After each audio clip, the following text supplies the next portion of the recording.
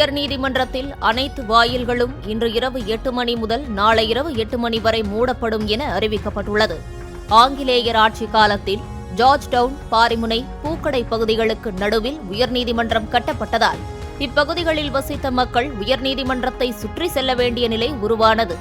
நாளடைவில் அது அதிக தூரமாக கருதி உயர்நீதிமன்ற வளாகத்தை வழிபாதையாக மக்கள் பயன்படுத்த தொடங்கினர். இதை கவனத்தில் கொண்ட நீதிமன்ற நிர்வாகம் மக்கள் வருங்காலங்களில் நீதிமன்ற வளாகத்தை வழிபாதையாக உரிமை கோரிவிடக்கூடாது என்பதற்காக நீதிமன்றத்தின் அனைத்து வாயில்களும் வருடத்தில் ஒரு நாள் மக்கள் பயன்படுத்த முடியாத வகையில் மூடப்படும் என்று அறிவித்தது. இந்த நடைமுறை ஒவ்வொரு வருடத்தின் நவம்பர் இறுதி வாரத்தின் சனிக்கிழமையில் கடைபிடிப்பது வழக்கம்.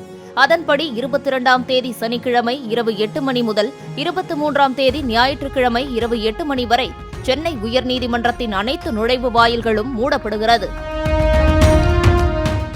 பிளே ஸ்டோர் மற்றும் ஆப் ஸ்டோரில் இருந்து பாலிமர் செயலியை QR கோடு மூலம் பதிவிறக்கம் செய்யுங்கள். செய்திகளை உடனுக்குடன் பெறுங்கள்.